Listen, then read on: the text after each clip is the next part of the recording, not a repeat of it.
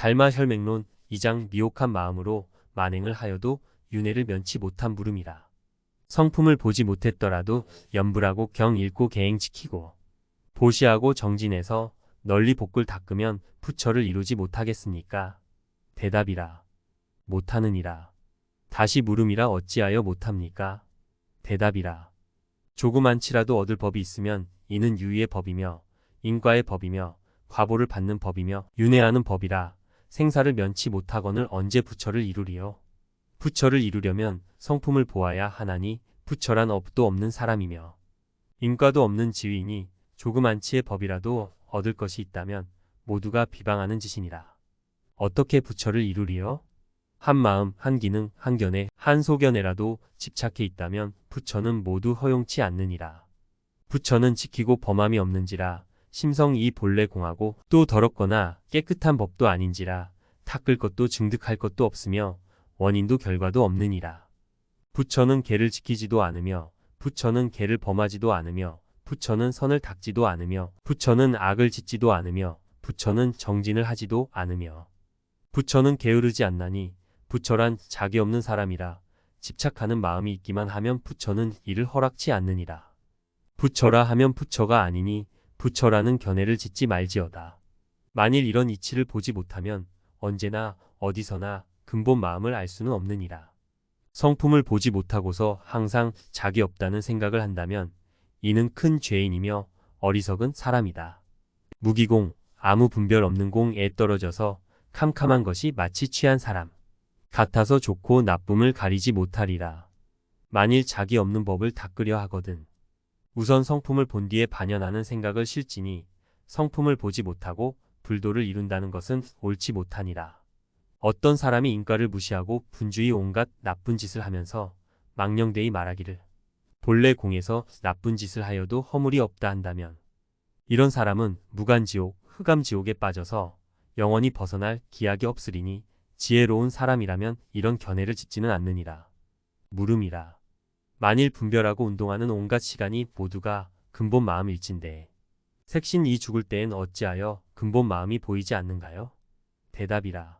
근본 마음이 항상 눈앞에 나타났으되 그대 스스로가 보지 못할 뿐이로다.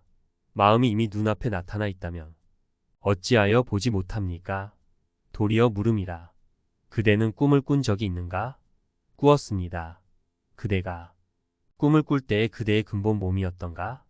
예, 근본 몸이었습니다. 거듭 물음이라. 그대가 말하고 분별하고 운동하던 것이 그대와 다르던가 같던가? 다르지 않았습니다.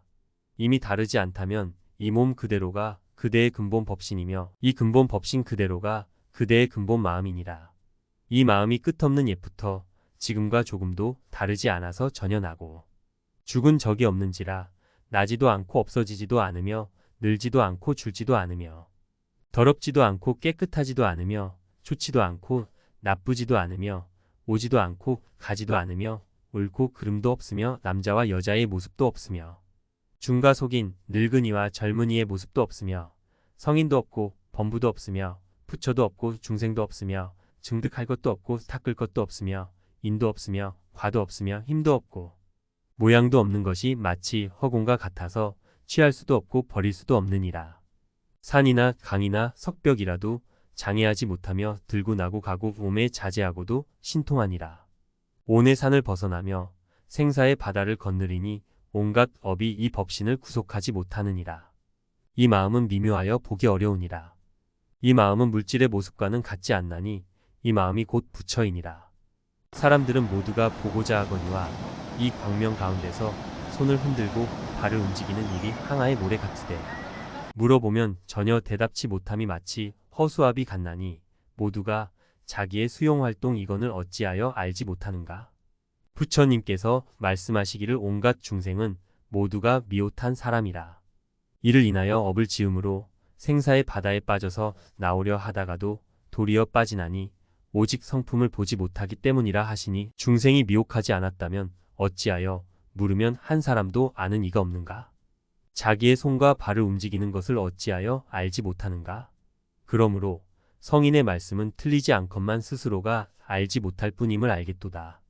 그러기에 이 마음은 밝히기 어려우나 부처님 한 분만이 능히 아시고 그 밖의 인간 하늘 등의 무리는 아무도 밝히지 못하는 줄 알지니라. 만일 지혜로서 이 마음을 분명히 알면 비로소 법성이라 부르며 해탈이라고도 하나니 생사가 구애하지 못하며 온갖 법도 구속하지 못하므로 대자제왕불이라 하며 부사일라고도 하며 성인의 본체라고도 하며 장생불사라고도 하며 큰 선인이라고도 하느니라. 성인들의 갖가지 분별이 모두가 자기의 마음을 여의지 않았나니 마음의 한량이 광대하여 끝없이 응용하느니라. 눈에 응하여는 빛을 보고 귀에 응하여는 소리를 들으며 코에 응하여는 냄새를 맡으며 혀에 응하여는 맛을 알며 나아가서는 온갖 활동이 모두가 자기의 마음이며 언제든지 언어의 길이 끊이고 마음으로 다질 곳이 없어졌으니 이것이 자기의 마음이라. 그러므로 말씀하시기를 부처의 몸매가 다함이 없으며 지혜도 그러하다 하시니 몸매가 다함 없는 것이 곧 자기의 마음이니라. 마음이 능히 온갖 것을 분별하며 나아가서는 온갖 분별과 운동이 모두가 지혜이니 마음이 형상이 없으므로 지혜도 다함이 없느니라.